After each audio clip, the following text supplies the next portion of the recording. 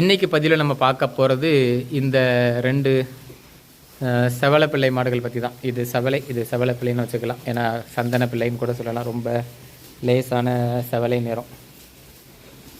இது ரெண்டுமே நாங்கள் வாங்கினதுன்னு பார்த்தீங்கன்னா செக்காரக்குடியில் வாங்கினோம். இது ரெண்டையுமே வாங்கி இப்போது 1 வருஷம் முழுசாக ஆயிடுச்சு. இது கண்ணுக்குட்டி போட்டும் 1 வருஷம் ஆயிடுச்சு. இது ரெண்டும் இதுக்கு பொதுவான விஷயம். அடுத்து ஒவ்வொரு மாடையும் தனித்தனியான விஷயங்களை பார்த்துருவோம். முதல்ல இந்த மாடை பற்றி பார்த்தோம் அப்படின்னா, இந்த மாடை நாங்கள் வாங்கிட்டு வந்தது 44,000. தலையீத்து மாடு, கண்ணுக்குட்டி போட்டு சீம்பால் கரைவேல் இருக்கும்போது முதல் நாளோ 2வது நாளோ வாங்கிட்டு வந்துட்டோம். இந்த மாடு ஆரம்பத்தில் 3.5 அந்த அளவு கறந்து அதுக்கப்புறம் கொஞ்சம் கொஞ்சமாக கூடி 4.5 லிட்டர் வரைக்கும் வந்துச்சு. தலையீத்து அப்படிங்கிறதுனால நாங்கள் அந்த 4.5 லிட்டர் இருந்தாலும் பரவாயில்ல அப்படிங்கிற கதையில் விட்டுட்டோம். இருந்தாலும் நாங்கள் இதுக்கு கொடுக்குற தீவனம் பார்த்தோம் அப்படின்னா, நான் ஏற்கனவே தீவனத்தை பற்றி ஒரு ஒளிப்பதிவு போட்டிருந்தேன். அதில் பாதி தான் கொடுப்போம். ஒரு நாளைக்கு 2 கிலோ மிச்சர் புண்ணாக்கு, 1.5 கிலோ குச்சி தீவனம், அப்புறம் 1.5 கிலோ தவிடு.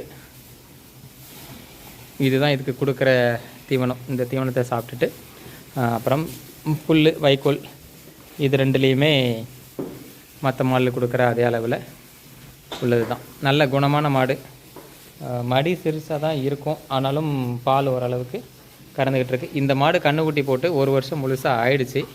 இருந்தாலும் இந்த பால் அளவு வந்து கொஞ்சம் கூட மாறலை. அப்போ இருந்து இப்போ வரைக்கும் அதே 4.5 4 அந்த அளவுக்கு பால் கறந்துக்கிட்டே தான் இருக்குது.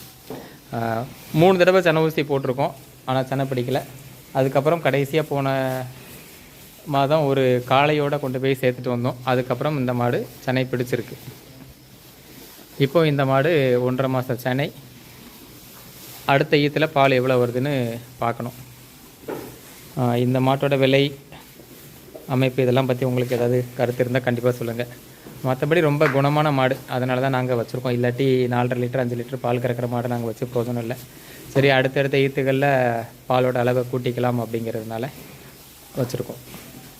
அடுத்து இந்த மாடை பற்றி பார்த்துருவோம். இந்த மாடை பற்றி பார்த்தோன்னா, இதுவும் உங்கள் பக்கத்தில் வாங்கின மாடு, ஏற்கனவே சொல்லிட்டேன். இது 2வது ஈத்து. நாங்கள் வாங்கும் போது 6 பல் அளவில் இருந்தது. இந்த மாடு வந்து நாங்கள் வாங்கும் போது 2 பல். சரி, இந்த மாடு பார்த்துருவோம். இது 6 பல் நாங்கள் வாங்கும் போது. இப்போ பல்லை பிடிச்சி பார்க்கல, கடை முளைச்சிருக்கலாம், இல்லைன்னா அந்த அளவில் தான் இருக்கும்.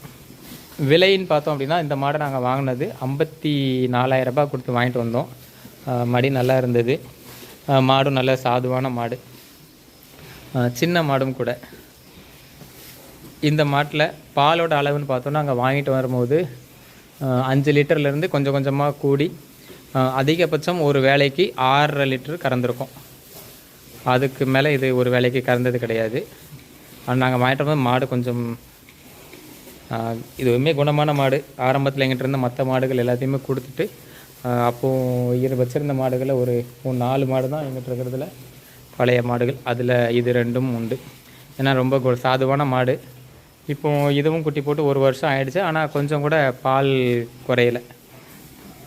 6 லிட்டர் அந்தளவு அப்படியே கறந்துட்டு தான் இருக்குது 1 வருஷத்தில். அதனால் செனை பிடிக்கிறத பற்றி நாங்கள் பெருசாக கவலைப்படலை.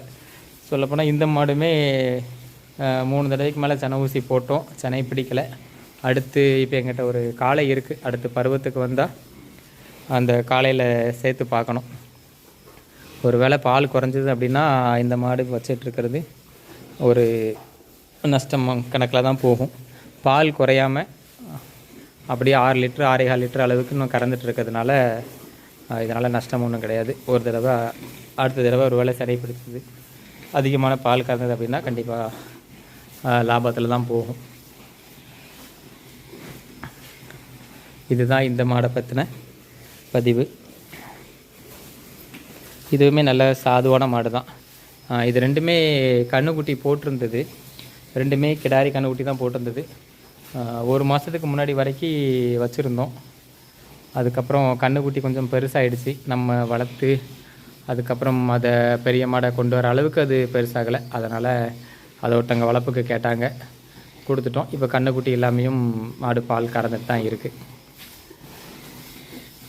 இதுதான் இந்த 2 மாடை பற்றினது. இதில் உங்களுக்கு கருத்துக்கள், கேள்விகள் ஏதாவது இருந்தால் கண்டிப்பாக கமெண்ட்டில் சொல்லுங்கள். நன்றி, வணக்கம்.